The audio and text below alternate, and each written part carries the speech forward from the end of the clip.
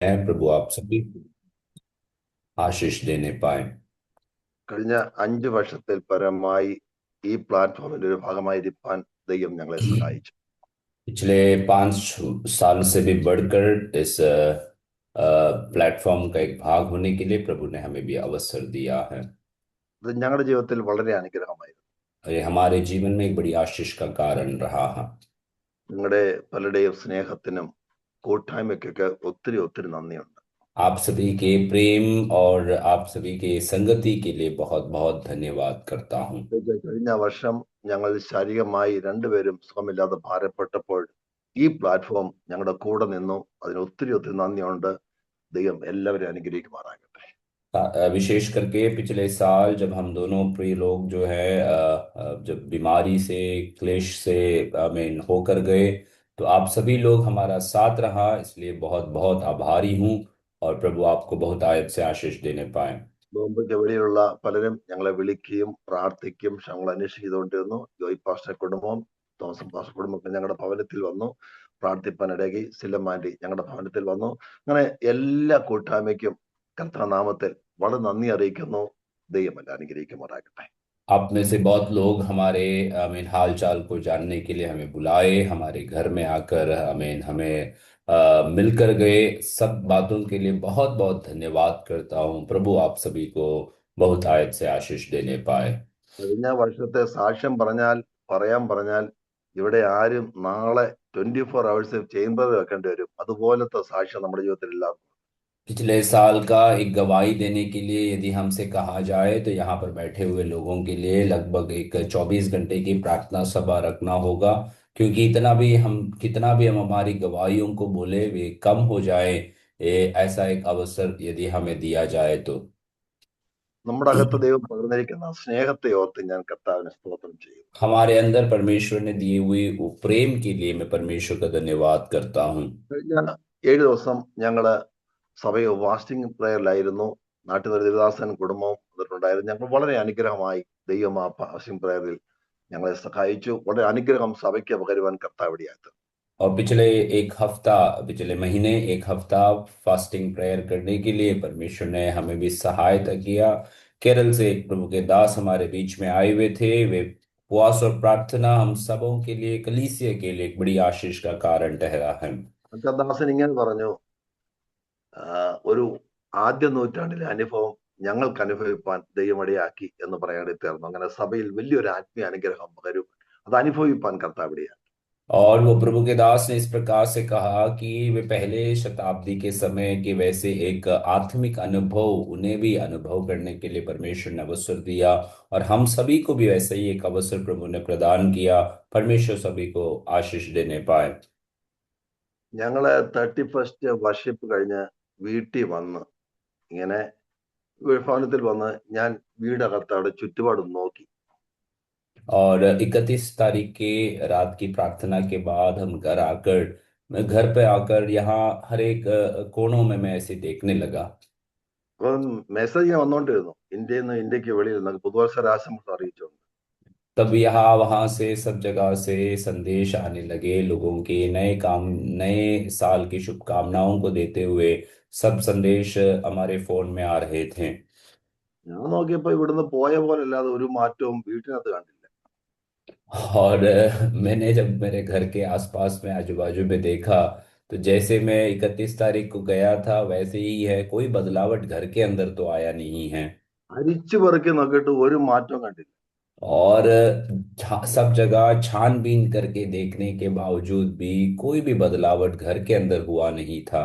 ഇത് നോക്കിയപ്പോ ഒരു കലണ്ടർ ഉണ്ടായിരുന്നു, പുതുവർഷത്തെ കലണ്ടർ. ആ കലണ്ടർ ഭിത്തിയെ തൂക്കി.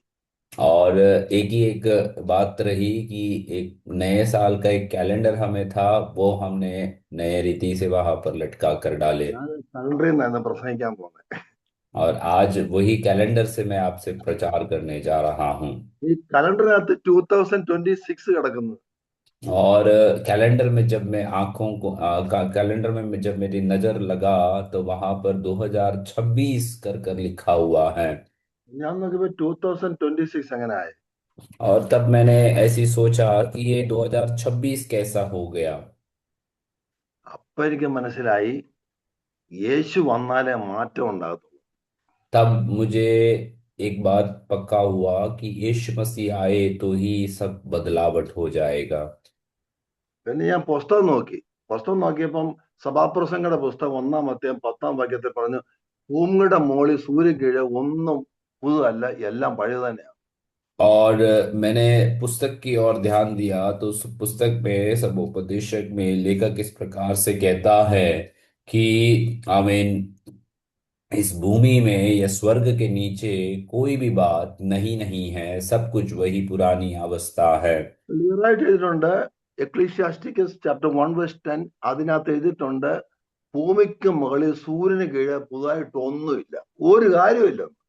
और प्रभु का वचन में इस प्रकार आमीन सबोपदेशक उसके 1 अध्याय उसके 10 वचन में इस प्रकार से लिखता है कि इस पृथ्वी के ऊपर और स्वर्ग के नीचे आमीन कुछ भी बात नहीं नहीं है।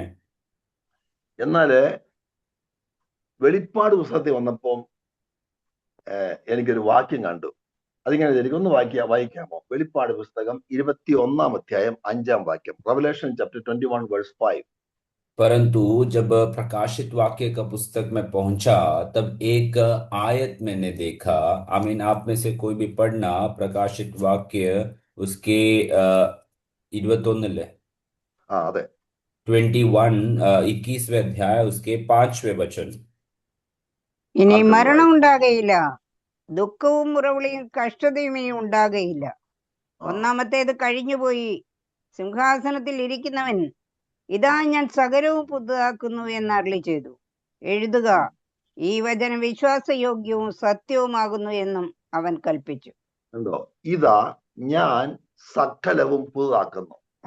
यहाँ इस प्रकार से लिखा है कि जो सिंहासन पर बैठा था उसने कहा, देख मैं सब कुछ नया कर देता हूँ। സിംഹാസനത്തിരിക്കുന്ന ആളുണ്ട്, സകലവും പുതുതാക്കുന്ന ഒരാള്. और एक सिंहासन पर बैठा हुआ एक व्यक्ति है, वो सब कुछ नया कर देने वाला है।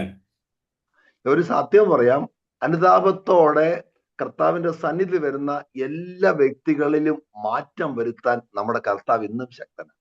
एक सत्य बातों को मैं आपको बताता हूँ, जो आमीन खुले मन के साथ और एक पश्चातापी हृदय के साथ परमेश्वर की उपस्थिति में आए तो उनके जीवन में बदलावट लाने के लिए हमारा परमेश्वर है, वो सामर्थी प्रभु हैं। ഭൂമിയിൽ ഇന്നും വലിയ മാറ്റമൊന്നും വരുത്താതെ കത്തിക്കാൻ വെച്ചിരിക്കുന്ന ഭൂമിയാണ്. और इस पृथ्वी में अब कोई ज्यादा बदलावट लाने के लिए नहीं है। प्रभु के वचन के आधारित ये आग के आमीन चपेट में ले आने के लिए रखा गया है। താൻ സമ്പാദിച്ച, താൻ ഉണ്ടാക്കിയ തന്റെ സഭയിൽ ഡെയിലി മാറ്റം വരാൻ കർത്താവ് ആഗ്രഹിക്കുക. परंतु जिस जिस जिसने कलीसिया को बनाया है, जिसने कलीसिया को मोल लिया है, वो कलीसिया को दिन प्रतिदिन बदलावट लेकर आने के लिए वो परमेश्वर सामर्थी है, वो प्रभु से ही हो पाएगा। കലണ്ടർ മാറ്റമൊന്നും വലിയ പ്രയോജനം ഉണ്ടാകത്തില്ല, നമ്മൾ മാറ്റണം. आपके घर में कैलेंडर बदलने से कोई ज्यादा बदलावट नहीं होगा, परंतु हमारे जीवन में एक बदलावट लाना जरूरी है। കുറച്ച് നാൾക്ക് മുമ്പ് ഒരു കുടിയൻ ഒരു സഭയിൽ ചെന്ന് और कुछ समय पहले एक शराबी व्यक्ति एक कलीसिया के अंदर पहुंच जाता है പാസ്റ്റർ പറഞ്ഞു, എനിക്ക് മാറണം, കുടിയെല്ലാം വിടണം. और वो पासबान से इस प्रकार से कहने लगा कि मुझे पूर्ण रीति से बदलना है, मेरे इस पीने की आदत को मुझे बदलना है। അപ്പം പാസ്റ്റർ പറഞ്ഞു, നീ സ്നാനപ്പെട്ടാ നീ ആള് മാറും. तो पासबान ने इस प्रकार से उनसे कहा कि यदि आप बपतिस्मा लोगे तो आप पूर्ण रीति से बदल जाओगे। സ്നാനം ഡേറ്റ് ഫിക്സ് ചെയ്തു, അവൻ കൈവച്ചു, സ്നാനപ്പെട്ടു, പറഞ്ഞു നീ ആള് മാറി, വെള്ള ഷർട്ടൊക്കെ ഇട്ട് വീട്ടിൽ പോയി. और बपतिस्मा का दिन तय किया गया। वे उस बपतिस्मा के उस विधि में प्रवेश किए और उसके बाद बाहर आए, सफेद शर्ट सब पहनकर वे उस कार्यक्रम को समाप्त करते हुए अपने घर चले गए। വീട്ടിൽ നിന്ന് ചാരാക്കുപ്പി എടുത്തു, വെള്ളത്തിൽ മുക്കി കൈവച്ചു, അവൻ പറഞ്ഞു ഇത് ഗ്രീൻ ടീ ആയിട്ട് അങ്ങ് മാറട്ടെ. और घर जाकर शराब की बोतल को लेकर पानी में डुबाकर कहा कि अब से ये ग्रीन टी के रूप में बदल जाए। പാസ്റ്റർ ക്വസ്റ്റ്യൻ ചെയ്തു, നീ എന്തിനാ പിന്നെ കുടിച്ചേ? तो बाद में पासवान ने उनसे सवाल किया कि आप फिर से क्यों शराब पिए हैं। പാസ്റ്റർ എന്നെ വെള്ളത്തിൽ മുക്കി കൈവച്ചു മാറിയെന്ന് പറഞ്ഞു. ഞാൻ പോയി ഗ്രീൻ ടീ ചാരാകുപ്പി എടുത്ത് വെള്ളത്തിൽ മുക്കി കൈവച്ചു, അത് ഗ്രീൻ ടീ ആയിട്ട് അങ്ങ് മാറി. तो ഞാൻ ഗ്രീൻ ടീ पासबान അങ്ങ് से तो पासबान से व्यक्ति इस प्रकार से बोलने लगा कि आपने तो मुझे पकड़कर पानी में डुबाकर बाहर ले आया और बोला कि आप बदल चुके हैं। तो मैं वही प्रक्रिया मैंने शराब की बोतल के साथ किया है। शराब की बोतल को मैंने पानी में डुबाकर बाहर आने से कहा कि अब से तू ग्रीन टी हो गया है। इतना ही मैंने किया है। നമ്മൾ ചർച്ചിൽ പോയതുകൊണ്ടോ വെള്ള ഷർട്ട് ഇട്ടത് കൊണ്ടോ കൈവച്ചത് കൊണ്ടോ പ്രവചനം കേട്ടത് കൊണ്ടോ വയറ്റുവേദന സൗഖ്യമായത് കൊണ്ടോ ക്യാൻസർ മാറിയത് കൊണ്ടോ നമ്മൾ ആള് മാറത്തില്ല. ആള് മാറണമെങ്കിൽ അനുതാപത്തോടെ യേശുവിന്റെ അടുക്കൽ ചെന്ന് ആ കണ്ണെ നോക്കി ഉള്ള കാര്യം പറയണം. और यदि हम कलीसिया में आए या हम वाइट शर्ट पहने हैं, सफेद शर्ट पहने हैं, या हमने कुछ और कार्यक्रमों को किया है, आमीन, या हमारी पेट दर्द ठीक हुआ है या हमारा कैंसर चंगाई हुआ है, इत्यादि कोई बातों से हमारे जीवन में बदलाहट नहीं हो सकता। बदलावट करना है तो हमें वो परमेश्वर के पास एक पश्चातापी हृदय के साथ हमारे पापों को कबूल करते हुए परमेश्वर से क्षमा मांगे, तो हमारे जीवन में प्रभु बदलावट को ले आएगा। എല്ലാ ദിവസവും പ്രഭാതത്തിൽ മുഴങ്കാൽ നിന്ന് ആ മുഖത്തേക്ക് നോക്കി ആ കണ്ണ് നോക്കി അനുതാപത്തോടെ കർത്താവെ എന്നെ മാറ്റണമെന്ന് പറഞ്ഞ് ഡെയിലി നമ്മുടെ അകത്ത് മാറ്റം വരുത്തി പെർഫെക്ഷനിലേക്ക് ദൈവം നമ്മളെ കൊണ്ടുപോകും. അതാണ് ക്രിസ്തീയ ജീവിതം. परमेश्वर की उपस्थिति में प्रतिदिन भोर के समय उठकर घुटने में बैठकर यदि वो परमेश्वर की आंखों की ओर देखकर एक आमीन मन फिराव की अवस्था में एक आमीन पश्चाताप के हृदय के साथ परमेश्वर से आमीन प्रार्थना करे और प्रभु से कहे कि परमेश्वर मुझ में एक बदलावट को ले आए, तो आप दिन प्रतिदिन आपके जीवन में उस चेंज को, उस बदलावट को आप अपने अंदर अनुभव कर पाएंगे। സിംഹാസനം ഇരിക്കുന്ന കർത്താവ് പറയുക, ഞാൻ സകലതും പുതുതാക്കുന്നത്. और वचन में इस प्रकार से बताता है कि सिंहासन पर बैठा हुआ परमेश्वर कह रहा है कि मैं सब कुछ को नया बनाने जा रहा हूं। പിന്നെ വേദവസം നോക്കിയാൽ മൊത്തം പുതിയ എണ്ണ, പുതിയ അഭിഷേകം, പുതിയ കൃപ, പുതിയ ദയ. വിലാപന പുസ്തകം വായിക്കുന്ന പോലെ നിന്റെ ദയ രാവിലെ തോറും പുതുതാകുന്നു. അപ്പൊ ഒത്തിരി പുതിയത് കർത്താവിന്റെ പക്കലുണ്ട്.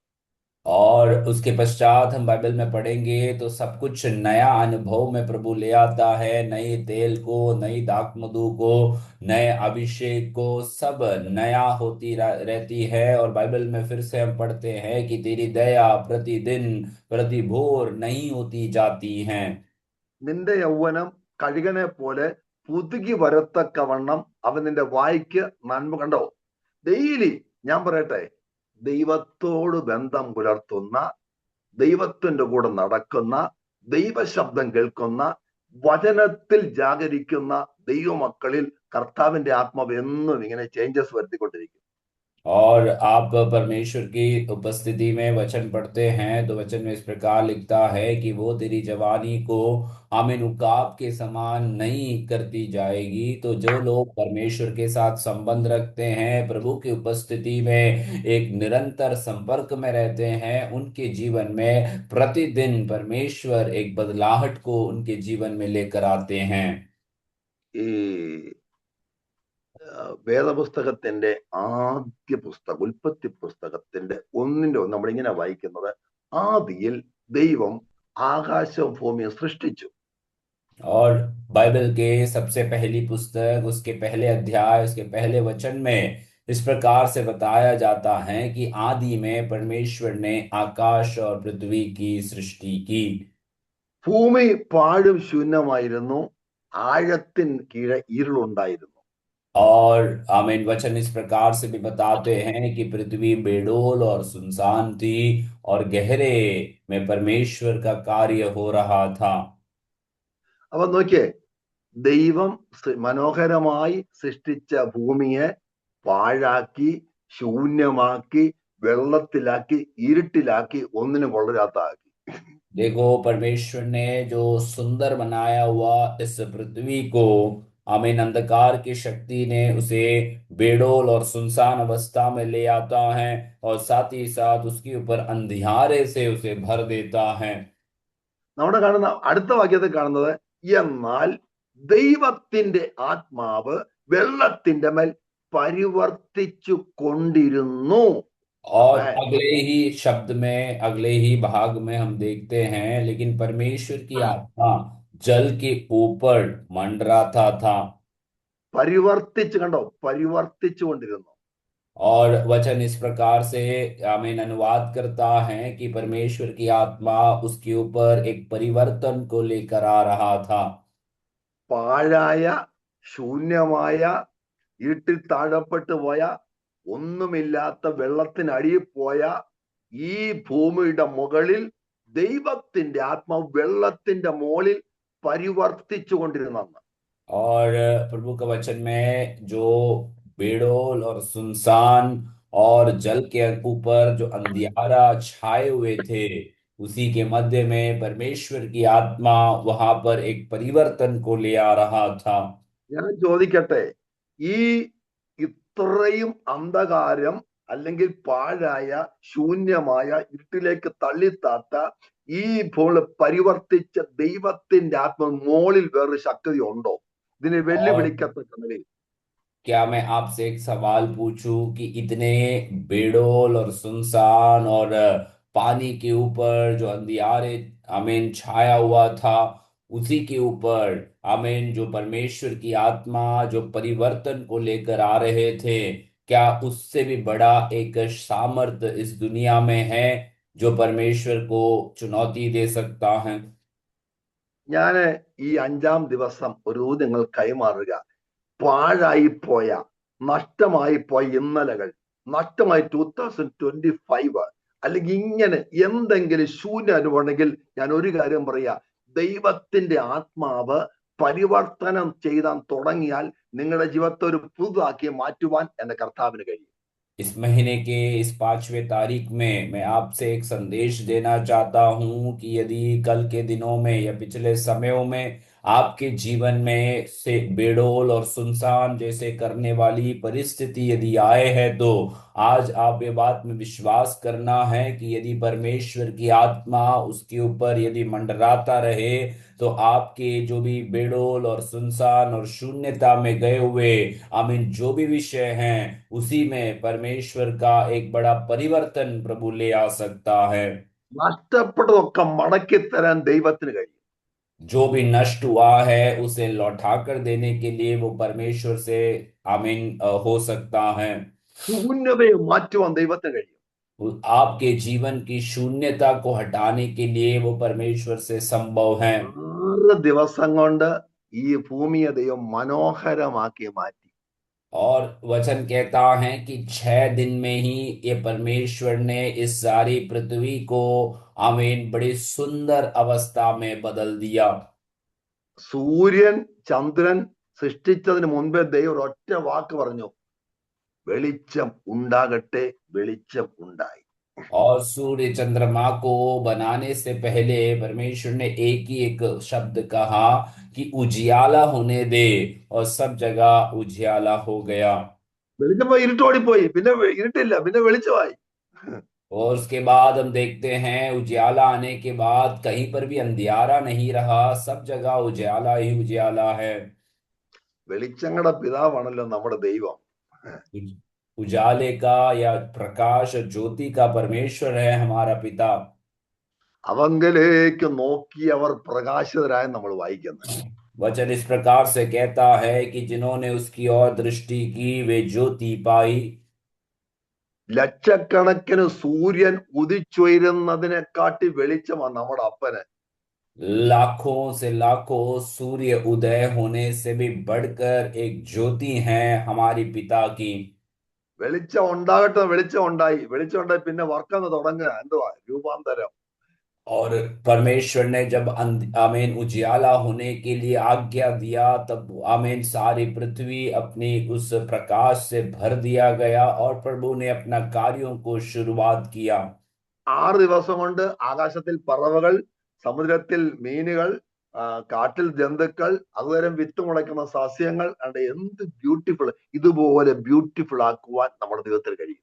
और 6 दिन में ही परमेश्वर ने सारी आकाश और पृथ्वी में अपने अपने स्थानों में अपने अपने आमीन कार्यों को किया, और जीव जंतुओं को, पक्षियों को, और सारे आमीन फूल और पौधों को, और हर एक प्रकार की आमीन आमीन वस्तुओं को परमेश्वर ने बनाए। तो जैसे 6 दिन में परमेश्वर ने सब कुछ सुंदर किया, वैसे आपके भी जीवन में प्रभु कार्य कर सकता है। ഇവിടെ എല്ലാം പഴുത കിട്ടത്തുള്ളൂ. ദൈവത്തിന്റെ പക്കൽ പുതിയതുണ്ട്. നിനക്ക് പുതിയത് यहाँ പുതിയത്. पर आपको सब कुछ पुराना ही मिलेगा, लेकिन परमेश्वर की उपस्थिति में सब कुछ आपको नया प्राप्त होगी। ഫ്രഷ് അനോയിന്റിങ്, ഫ്രഷ് വചനം, പുതിയ അഭിഷേകം, ഇതെല്ലാം പുതിയതാക്കി നിന്നെ പുതിയതാക്കി പുതിയതാക്കി നിർത്താൻ നമ്മുടെ കർത്താവ് ആഗ്രഹിക്കുന്നു. नया अभिषेक को देकर, नए वचनों को देकर, नई सामर्थ्य को देकर, सब कुछ आपके जीवन में नए अनुभव में ले आकर आपको प्रभु की उपस्थिति में स्थिर रखने के लिए वो प्रभु सामर्थी हैं।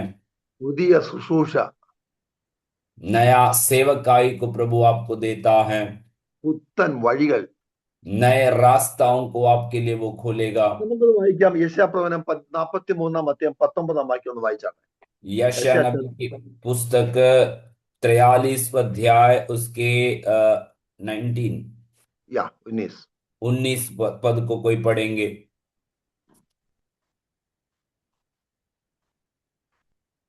ഇതാ ഞാൻ പുതിയതൊന്ന് ചെയ്യുന്നു, അത് ഇതാ ഞാൻ ഇപ്പോൾ പുതിയതൊന്ന് ഉത്ഭവിക്കും, ചെയ്യുന്നു. പുതിയ നിങ്ങളത് അറിയുന്നില്ലയോ?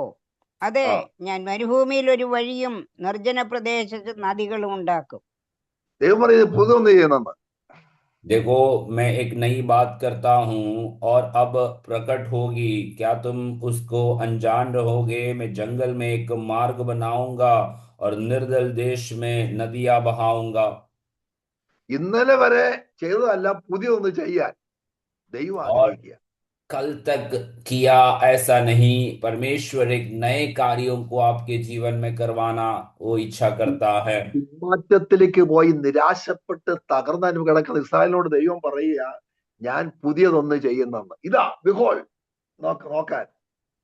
और आमीन गुलामी में गए हुए और पूर्ण रीति से आमीन नष्ट हुए इजरायली लोगों से परमेश्वर इस प्रकार से कहता है, देखो मैं एक नई बात करता हूं। ഞാൻ മരുഭൂമിയിൽ വഴി ഉണ്ടാക്കും, എന്നിട്ട് മരുഭൂമിയിൽ നദികൾ ഉണ്ടാക്കും. റിവർ ഉണ്ടോ? और वचन इस प्रकार से बताता है कि मैं जंगल में एक मार्ग बनाऊंगा और निर्दल देश में मैं नदियां बहाऊंगा। മരുഭൂമിയായിട്ട് തന്നെ ഇരിക്കും. അവിടെ റിവർ ഒന്നും ഉണ്ടാകാൻ പോകുന്നില്ല. പക്ഷെ ഒരു കാര്യം, ദൈവം വിചാരിച്ചാൽ നമ്മുടെ മരുഭൂമിയെ തോട്ടമാക്കി നനവുള്ളതാക്കി മാറ്റുവാൻ, പുതിയ അനുഭവം തരാൻ, പുതിയ സൃഷ്ടിപ്പാൻ നമ്മുടെ കർത്താവിന് കഴിയും.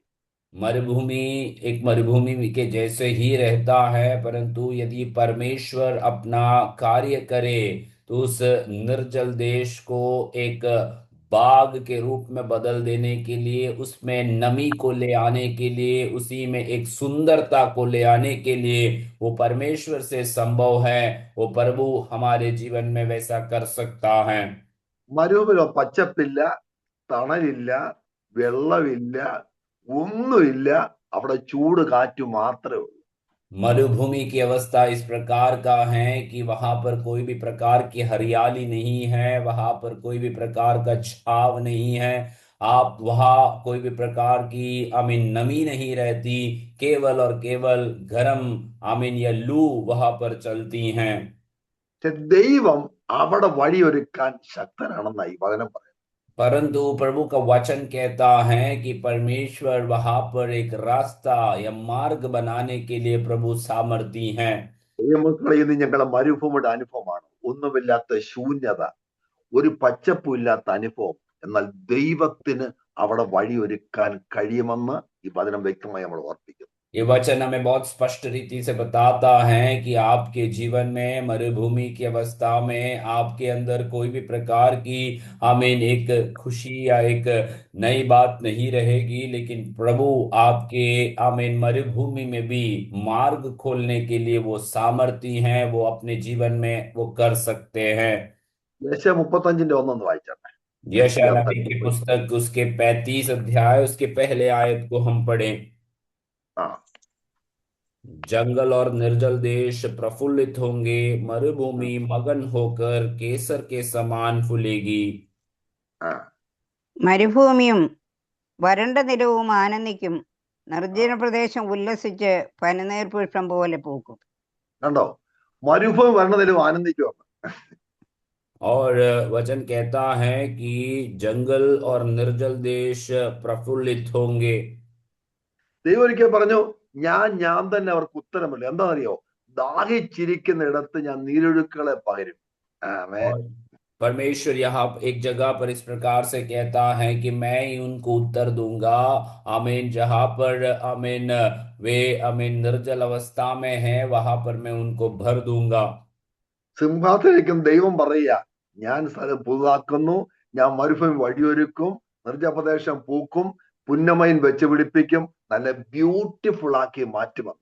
और सिंहासन में बैठा हुआ परमेश्वर इस प्रकार से हमसे कहता है कि मैं आमीन प्रेज द लॉर्ड निर्जल देश में नदियां बहाऊंगा, मरुभूमि में मैं मार्ग को खोलूंगा, और आमीन जंगल और निर्जल देश प्रफुल्लित होंगे, मैं तुम्हारे जीवन को सुंदर बना दूंगा। 63 സംഘം ദാവീദ് മരുഭൂമി കിടക്കുക. മരുഭൂമി കിടക്കുന്ന യഹൂദ മരുഭൂമി ഇരിക്കും കാലത്ത് അമ്മച്ചത് പ്രാർത്ഥിക്കുക, കർത്താവേ എന്റെ ഉള്ളം നിനക്കായി വെള്ളത്തിനല്ല, നിനക്കായി ദാഹിക്കുന്ന. भजन संहिता 63 में इस प्रकार से दाऊद मरुभूमि की अवस्था में अपने जीवन में पड़े हुए हैं, और वहां पर इस प्रकार से कहता है कि हे मेरे परमेश्वर, मैं जैसे निर्जल देश पानी के लिए तड़पती हैं, वैसे मेरा हृदय तेरे लिए प्यासा है। മരുഭൂമിയിൽ ഇരുന്നു കൊണ്ട് അവൻ ദൈവത്തിലേക്ക് നോക്കി. और मरुभूमि में रहकर वो प्रभु की ओर अपनी आंखों को उठाता है। ഞാൻ നിനക്കായി ദാഹിക്കുന്ന പറയുന്നത്. और वचन कहता है कि ये प्रभु, मैं तेरी और मेरे प्यास आमीन लगी हुई हैं। വെള്ളമില്ലാത്ത ദേശത്ത് എന്റെ ഉള്ളം നിനക്കായി ദാഹിക്കുന്നു. കണ്ടോ, सूखी और निर्जल ऊसर भूमि में मेरा हृदय तेरे लिए प्यासा है। 65 സങ്കീർത്തനം വായിക്കുന്നത് എങ്ങനെയാണ്? ദൈവത്തിൽ നദി വെള്ളം നിറഞ്ഞു കിടപ്പുണ്ട്. और भजन संहिता 65 में इस प्रकार से लिखा हुआ है कि परमेश्वर की नदी जल से भरी रहती हैं। നമ്മൾ വളരേണ്ടിരിക്കാൻ കാരണം അങ്ങോട്ട് നോക്കാത്തതുകൊണ്ടല്ലേ.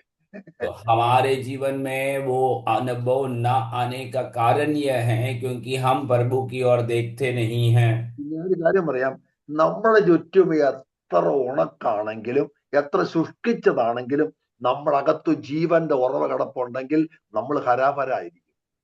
और मैं एक बात बोलता हूं कि यदि हमारे आसपास में कितनी भी सूखी अनुभव क्यों ना हो, परंतु यदि हमारा आमीन जीवन में परमेश्वर का वो आमीन उपस्थिति रहेगा, तो हमारा जीवन हरा भरा ऐसे अनुभव में होगा। നീ വല്ലാത്ത ചുറ്റുപാടിലായിരിക്കും നിൽക്കുന്നത്.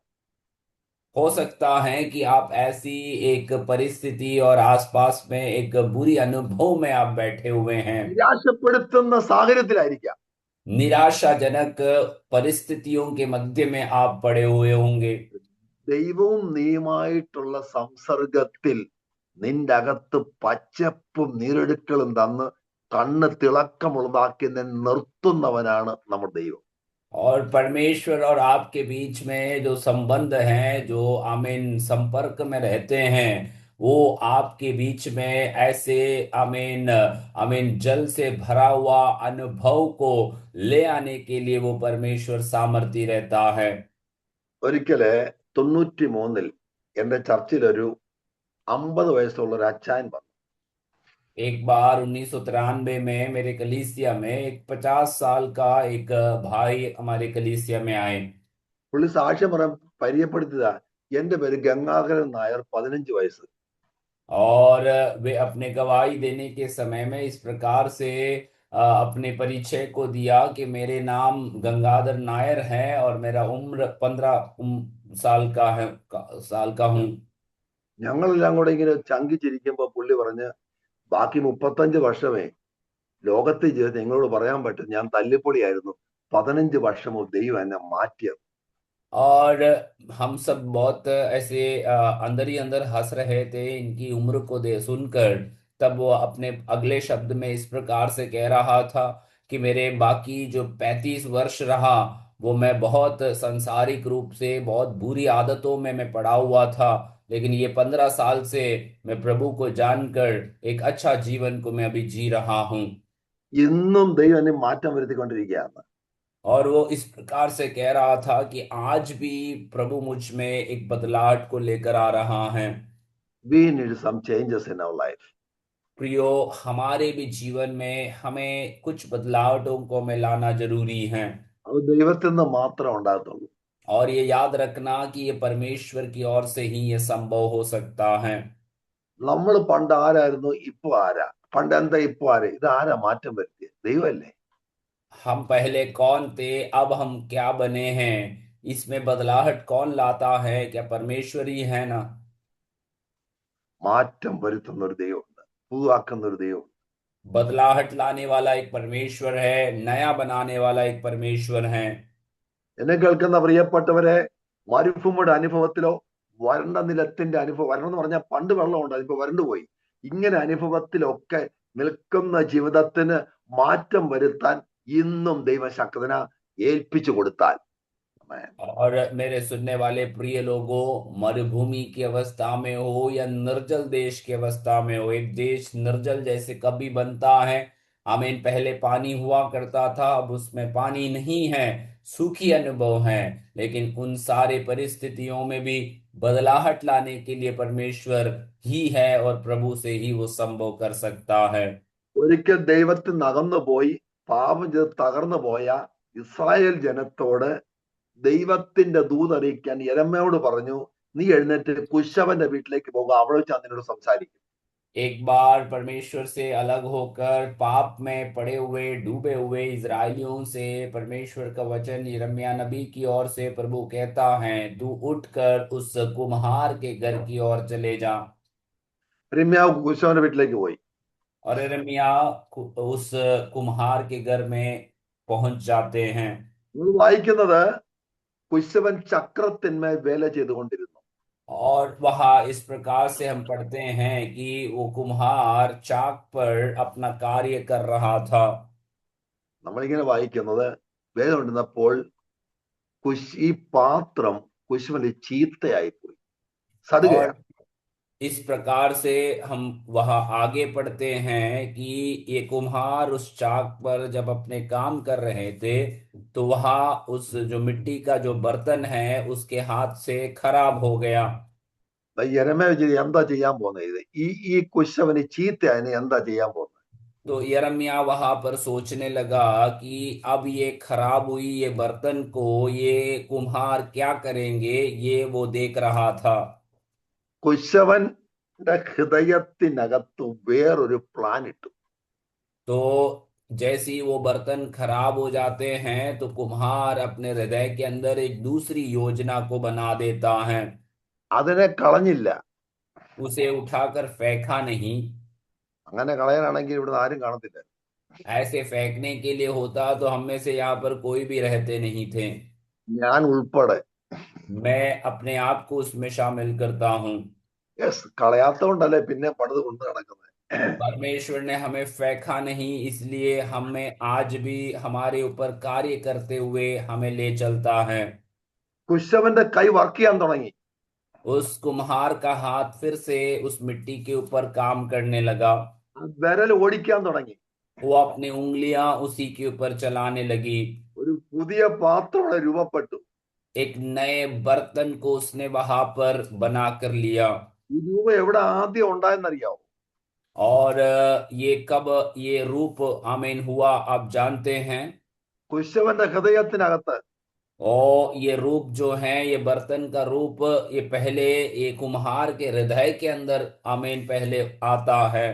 എന്നെ കൊള്ളത്തില്ലെന്നോ ഞാൻ പോയെന്ന് ആർക്കും പറയാൻ പറ്റത്തില്ല. തള്ളുന്ന ദൈവമല്ല, കയ്യിലെടുത്ത് പുതിയതാക്കി മാറ്റി മഹത്വം വെളിപ്പെടുത്തുന്നവനാണ് നമ്മുടെ ദൈവം.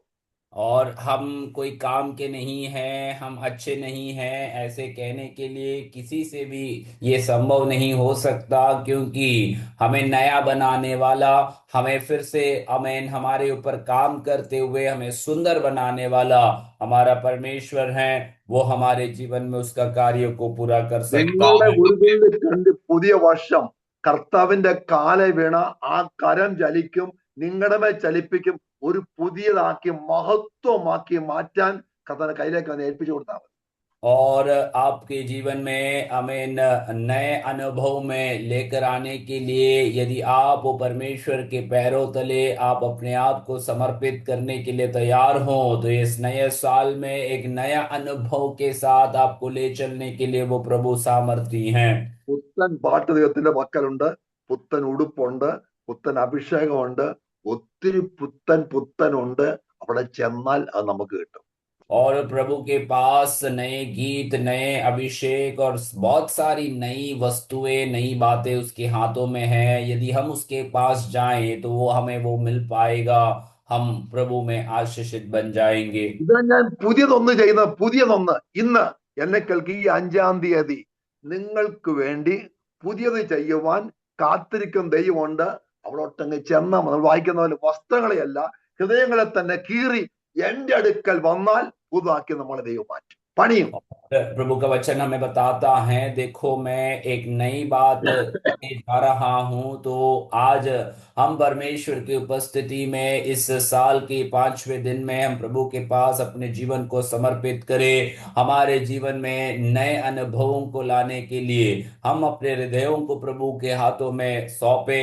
प्रभु का वचन जैसे कहता है, अपने आप को आमीन मेरे हाथों में समर्पित करो, अपने हृदय को सौंपो, अपने वस्त्रों को नहीं, अपने हृदय को फाड़ कर मेरे पास आओ, मैं तुम्हारे ऊपर कार्य करने वाला हूं। ഒരിക്കൽ അച്ഛനൊക്കെ പറയാ, എന്റെ പഴയ സ്വഭാവമായിരുന്നെങ്കിൽ ഞാൻ രണ്ടെണ്ണം ഇട്ടുകൊടുത്തേനെ വന്നു. और एक बार एक भाई इस प्रकार से कह रहा था कि मेरी पुरानी आदत में रहता तो मैं आज अभी उसे 2 लगा देता। അവൻ പഴയ മനുഷ്യൻ ചത്തിട്ടില്ല, കുറച്ചൊക്കെ ഇപ്പോഴും ഉണ്ട്. और उसका अर्थ इतना ही है कि पुराना मनुष्य अभी तक गया नहीं है, थोड़ा बहुत बाकी है। പഴയ മനുഷ്യൻ പുതിയ മനുഷ്യൻ, വേദോസം പറയുന്നത് പുതിയ മനുഷ്യനെ ധരിക്കണം എന്നാ പറയുന്നത്. പുതിയ മനുഷ്യൻ प्रभु का वचन इस प्रकार से हमें बताता है कि हमें उस नया मनुष्य को पहन लेना है। ഈ യേശുവിന്റെ വിലാപ്പുറത്ത് കുത്തിയപ്പം വെള്ളം പുറത്തിയാടി, രക്തമെല്ലാം പോയി, ഇങ്ങനെ പ്രതികരിക്കല്ല, इങ്ങനെ കിടക്കുക. यीशु मसीह जब उस क्रूस में था, जब उसे आमीन उस भाले से भेदा गया, तो वहां से पानी आमीन बाहर निकलती हैं। यीशु उस क्रूस पर अपने हाथ फैलाए हुए पड़े हुए थे। പഴയ മനുഷ്യൻ മരിക്കണം, കുഴിച്ചിടണം, പുതിയ മനുഷ്യൻ ഉയർത്തേക്കണം. അതാ ക്രിസ്ത്യ ജീവിതത്തിന്റെ പ്രസക്തി. और मसीही जीवन की महिमा या मसीही जीवन की खासियत यह है कि हमें अपने पुराने मनुष्य को मार कर गाड़ देना है, नए मनुष्य को पहन कर हमें बाहर आना है, और यही हमारे जीवन की खासियत है। അത് ചീത്തയായി പോയപ്പോഴല്ലേ ദൈവത്തിനടുക്ക ദാവി എന്ന് ഇങ്ങനെ പ്രാർത്ഥിക്കുന്ന, കർത്താവേ create in me clean heart of God, renew your spirit within me. കണ്ടോ, അവൻ തകർന്നു പോയി, നശിച്ചുപോയി. പക്ഷെ അവൻ ദൈവത്തിനടുക്ക ചെന്ന് ഒരു പുതുക്കി നല്ല മനുഷ്യനാക്കി ദൈവം മാറ്റിയെങ്കിൽ ഇന്ന് പകൽക്കാലം എന്നെ കേൾക്കുന്നവരെ, അടുത്ത പുതിയ വർഷം, ഈ വർഷം ഒരു പുതിയ മനുഷ്യനായി, പുത്തൻ അഭിഷേകവുമായി, പുത്തൻ കൃപയുമായി ദൈവത്തിന് പ്രാപിച്ച അനുഭവങ്ങളിൽ നിന്നാൽ നമ്മുടെ സഭയ്ക്ക് അനുഗ്രഹമായി, ഈ ഗ്രൂപ്പിന് അനുഗ്രഹമായി, നമ്മുടെ കുടുംബത്തിനും അനുഗ്രഹമായി മാറും. और दाऊद परमेश्वर के पास टूटे हुए अनुभव में जाकर इस प्रकार से प्रार्थना करता है, हे मेरे परमेश्वर, मुझ में एक शुद्ध मन को आमीन उत्पन्न कर, मुझे एक स्थिर आत्मा को तू दे दे।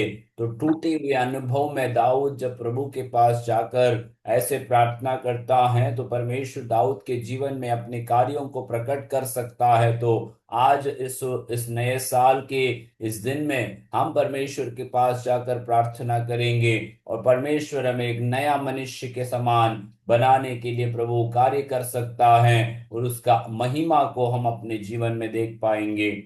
പ്രാർത്ഥിക്കുന്നത് സ്ഥിരമായ ഒരു ആത്മാവിനെ പുതുക്കി, renew your spirit within me എന്നാ വായിക്കുന്നത്. और റിന്യൂ യുവർ സ്പിരിറ്റ്.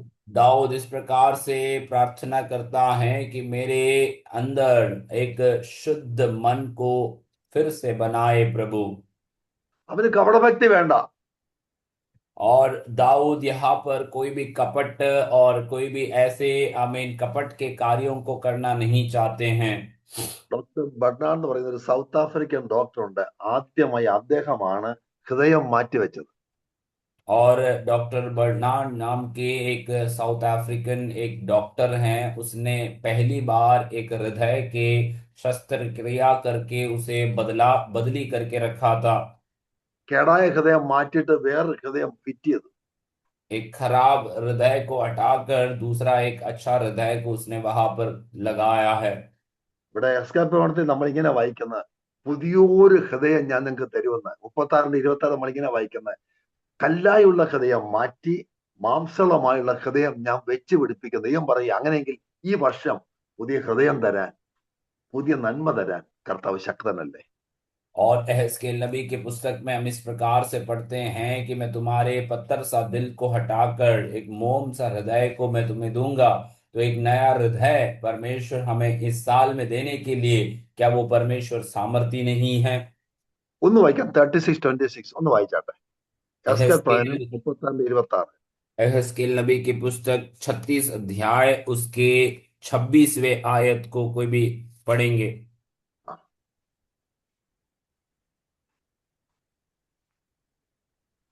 मैं तुमको नया मन दूंगा और तुम्हारे भीतर नई आत्मा उत्पन्न करूंगा। मैं तुम्हारी देह में से पत्थर का हृदय निकालकर मांस का हृदय दूंगा। എസ്കേൽ 32 എത്ര പാസ്റ്റർ? 36:26.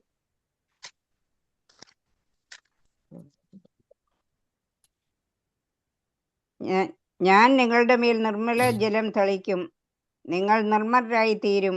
ഞാൻ നിങ്ങളുടെ സകല മലിനതയെയും സകല വിഗ്രഹങ്ങളെയും നീക്കി നിങ്ങളെ നിർമ്മലീകരിക്കും. ഞാൻ നിങ്ങൾക്ക് പുതിയ ഹൃദയം തരുന്ന വാക്യം. പുതിയൊരു ഹൃദയം തരും, മാംസമായത് ഞാൻ മാറ്റി. നിങ്ങൾക്ക് പുതിയൊരു ഹൃദയം തരും, പുതിയൊരു ആത്മാവിനെ ഞാൻ നിങ്ങളുടെ ഉള്ളിലാക്കും. കണ്ടോ പുതിയത്? പുതിയത് ദൈവത്തിന്റെ. ഞാൻ ദൈവമക്കളെ, എന്നെ കേൾക്കുന്ന പ്രിയപ്പെട്ടവരെ, ഈ വർഷം 5-ാമത്തെ 300 ദിവസം ഉണ്ടല്ലോ, നമുക്ക് ഈ വർഷം പുതിയൊരു ഹൃദയം പ്രാപിക്കാം, പുതിയൊരു എണ്ണ തേക്കാം, പുതിയ അനുഭവം പുതുക്കാം. നമുക്ക് നമ്മുടെ മരുഭൂമി അത് നടി വഴി തുറക്കാൻ ദൈവശക്തനല്ലേ എന്ന് കർത്താവിലേക്ക് നോക്കണം. പ്രാർത്ഥനാ മുറിയിൽ മുട്ടുമടക്കി, ദൈവമേ എന്നെ പുതിയൊരു ആത്മാവിനെ സൃഷ്ടിക്കണം. നമുക്ക് ആത്മാർത്ഥമായി പ്രാർത്ഥിക്കാം.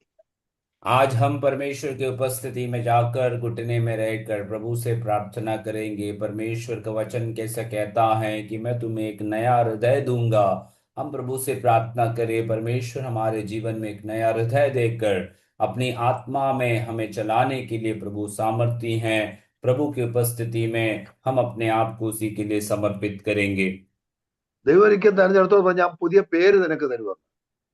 और परमेश्वर एक जगह पर इस प्रकार से बताता है कि मैं तुझे एक नया नाम दूंगा। യെശയ്യാവിനോട് പറയാണ്, യഹോവയെ കാത്തിരിക്കുന്ന ശക്തിയെ പുതുക്കും, അവൻ കഴുകനെ പോലെ ചിറകടിച്ച് പറന്നു ഉയരുമെന്ന്. കണ്ടോ? यशायाह नबी की पुस्तक में इस प्रकार से बताता है कि जो यहोवा की बाट जोते हैं वे अपने नए सामर्थ को पाएंगे। वे उस उकाब के समान नए बल को प्राप्त करते हुए उड़ते चले जाएंगे। പ്രശ്നങ്ങളുടെ മോളി പറക്കുന്ന, അവൻ ചിറക് വിരിച്ച് നടക്കുന്ന ഒരു അനുഭവം കർത്താവ് തരുമെന്ന് ഈ പുതിയ വർഷം. और प्रभु का वचन इस प्रकार से कहता है कि आपके परिस्थितियों के या आपके समस्याओं के ऊपर पंखों को लगाकर उड़ने वाला एक नया अनुभव प्रभु आपको देगा। നമുക്ക് കുറവുകൾ ദൈവത്തോടെ ഏറ്റു പറയാം. हम अपने कमियों को परमेश्वर के सामने समर्पित करें। കർത്താവിന്റെ അടുക്കറ്റല്ല. वो प्रभु के पास हम जाएंगे। ഒരു സിമ്പിൾ സന്ദേശം നിങ്ങൾ കൈമാറിയത്. एक सरल संदेश को मैं आज आपको दे रहा हूं। നിങ്ങളെ പുതുതാക്കാൻ ദൈവശക്തനാണ്. आपको नया बनाने के लिए वो परमेश्वर सामर्थी हैं। നമ്മുടെ ഈ പ്ലാറ്റ്ഫോം പുതുക്കാൻ ദൈവശക്തനാണ്. हमारा इस मंच को भी नया अनुभव में ले आने के लिए प्रभु सामर्थी हैं। നമ്മൾ പഴയ അനുഭവം നമ്മൾ പോകണ്ട. हमारी पुरानी अनुभव की ओर हम फिर से ना जाएं। അതെല്ലാം നമുക്ക് ഉപേക്ഷിക്കാം, उन्हें सब छोड़ते हुए പുതിയത് പ്രാപിക്കാം. नया प्राप्त करेंगे। ഓരോ ദിവസവും एक एक दिन നമുക്ക് ദൈവത്തിലേക്ക് നോക്കാം. हम प्रभु की ओर देखते रहें। നമുക്ക് മാറ്റം ആവശ്യം. हमारे अंदर एक बदलाहट हमें जरूरी है। നമ്മുടെ സാഹചര്യത്തെ മാറ്റേണ്ട, നമുക്ക് മാറ്റം. हमारी परिस्थितियों को बदलने से बढ़कर हम अपने आप को बदलने के लिए प्रार्थना करें। We need to have a changes in our life. हमें हमारे जीवन में एक बदलाहट होना बहुत जरूरी है। കഴിഞ്ഞ ദിവസം ഒരു സ്കൂളില് ഈ ജനുവരി 22 മെസ്സേജ് കൊടുക്കാൻ എന്നെ വിളിച്ചു. ഒരു 10,000 പിള്ളേരുണ്ടായിരുന്നു. മെസ്സേജ് കൊടുക്കാൻ എന്നെ വിളിച്ചു. കാത്തലിക് സ്കൂളാണ്. और पिछले दिन में एक स्कूल में इस जनवरी के महीने में एक संदेश देने के लिए मुझे बुलाया गया। बहुत हजारों से भरा हुआ बच्चों का एक स्कूल रहा है। അപ്പൊ ഞാന് ഒരു മെസ്സേജ് അവർക്ക് കൈമാറിയുള്ളൂ. मैंने उनको एक ही एक संदेश उनके पास पहुंचाया। കുഞ്ഞുങ്ങളെ, നിങ്ങളുടെ ജീവിതത്തിലെ സ്വഭാവം കൊണ്ട് മാത്രമേ മറ്റൊരെ സ്വാധീനിക്കാൻ പറ്റത്തുള്ളൂ.